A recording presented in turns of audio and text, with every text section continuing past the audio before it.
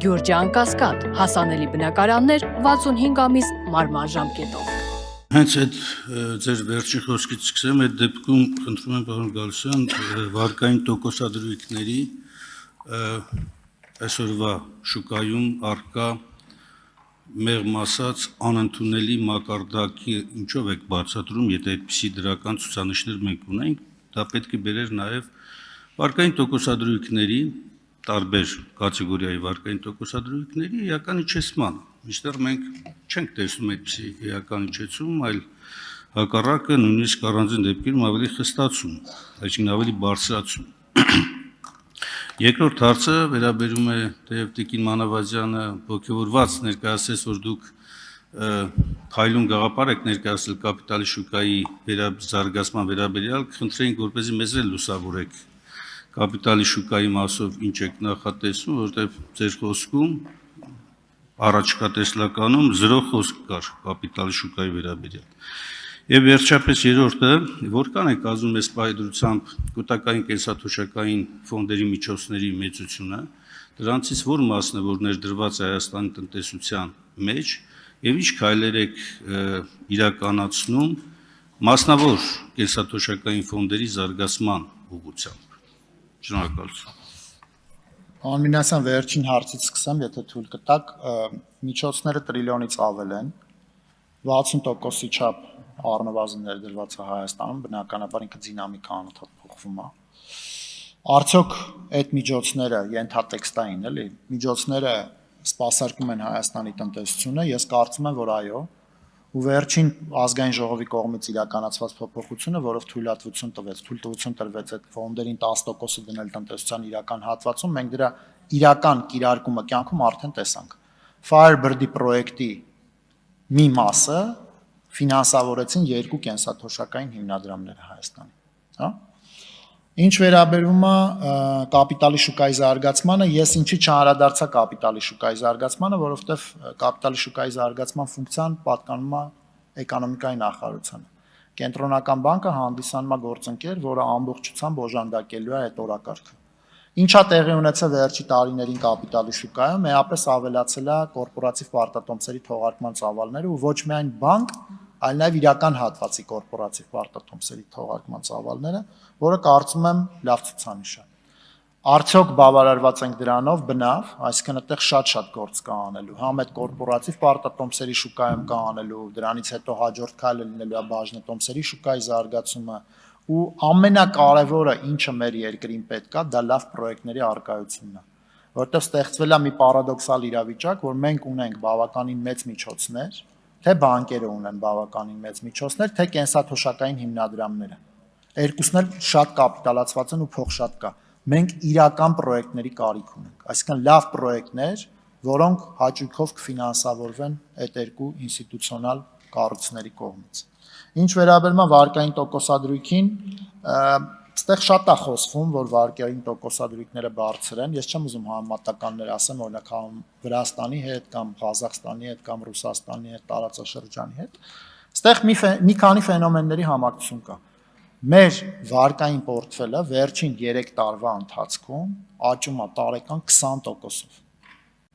Այսինքն մենք կൂട്ടակային որ նայեք, հսկայական պահանջարկի ֆենոմեն ունենք։ Այսինքն այդ պահանջարկի դեպքում գնի անկում մի քիչ դժվար է պատկերացնել։ Երկրորդը,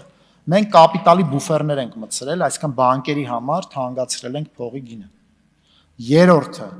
մենք ստեղծել ենք մի իրավիճակ իրար հետ միասին, որ սպառողական եւ հիպոթեկային վարկերը այսօր Հայաստանի Հանրապետությունում տրվում են հայկական դրամով։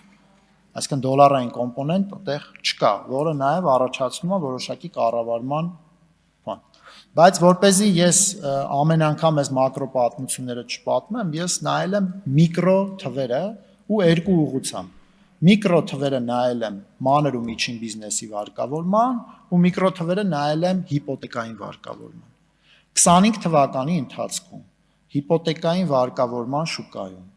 կար 9000 վարկ, որոնց տոկոսադրույքները նվազել էին, կար 3000 վարկ, որոնց տոկոսադրույքները աճել էին, եւ կար 60000-ին մոտ վարկ, որոնց տոկոսադրույքները մնացել էին անփոփոխ։ Այսինքն հատիկներով եմ նայել, որպեսզի մակրո պատկերը չունենանք։ Այսինքն կա իրավիճակ, որ նույնիսկ այդ պահանջարկի պարագայում փողի նվազեցման դեպքում մենք ունենք որոշակի շարժ, կա։ Տոկոսադրույքները արդյոք բարձր են թե չէ, այդ մի քիչ արդեն խոսակցության ուրիշ տիրույթի հարցը։ Բարձր տոկոսադրույքը, երբ որ ես ասում, նկատի ունեմ նաև Հայաստանի տնտեսության շահութաբերության, եկամտաբերության հետ համեմատության մեջ դիտարկելու կոնտեքստում էլ, բայց տեսեք կապիտալ շուկայի մասով դուք ասում եք պատասխանատուն էկոնոմիկայի նախարարությունը, բայց մեկ ռեգուլյատորը դուք եք, կենտրոնական բանկն է եւ զարգացման թիվ 1 պատասխանատուն է, որտեղ հենց այդ հիմնավորումը է, որ մեգա ռեգուլյատոր եք դարձել դուք։ Եվ կոնցեպտի համաձայն պետք է վաղուց դուրս գար ձեր մոտից կարգավորման այս բլոկը, պրուդենցիալ կարգավորումը տարանջատվելով վերահսկողական ֆունկցիայից եւ պետք է մրցակցային միջավայր ստեղծել հենց ֆինանսական շուկայում, որպես կապիտալի շուկայի կարևորագույն գործիքներում մենք չենք տեսնում։ Դրա համար շատ կարևոր է, որ դուք ներկայացնեիք այդ մասով եւ վերջին հարցադրումը այնուամենայնիվ պարոն Գալստյան, դուք կենտրոնական բանկին պատասխանատու տեսնում եք տնտեսական աճի ապահովման գործում թե ոչ։ Տնտեսական աճի համար կենտրոնական բանկը պատասխանատու է,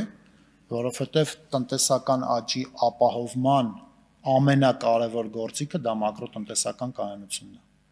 Երկրում, որտեղ չկա մակրոտնտեսական կայունություն, չկան ինվեստիցիաներ։ Ուստի մենք կարծում ենք, որ մեր մանդատը, որի շնորհիվ մենք կարողանում ենք մակրոտնտեսական կայունությունը ապահովել, ամենամեծ նպաստումն է ունենում երկրում տնտեսական աճի։ Ինչ վերաբերում է կապիտալի շուկային, տարբեր մոդելներ կան, որոնք կարող ենք դիտարկել, այսինքն ռեգուլյատիվը մի կողմ, պրուդենցիալը մի կողմ, թե բոլորը միասին մեգա ռեգուլյատորի ներքո։ Իմ ամենամեծ խնդիրը, որը ես տեսնում եմ, այդ ոչ թե կառուցակարգերի կամ մեխանիզմների ստեղծումն է,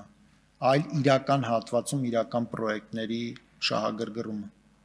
որովհետև եթե մենք կարողացանք ունենալ ընկերություններ, ովքեր որ ռեալ այսօր պատրաստ են դուրս գալ համաշխարհային շուկաներ, ֆոնդային շուկաներ, չգիտեմ, Լոնդոն, Նյու Յորք, այդ կլինի շատ երանելի իրավիճակ ու ուտեղ մենք որևէ ֆինանսական խնդիր չենք ունենա։ Տոկոսադրույքների հետ կապված էլ, եթե դուք նայեք լավագույն պրոյեկտները, որոնք որ կան բիզնեսի առումով, շատ լավ տոկոսներով վարկավորվում են։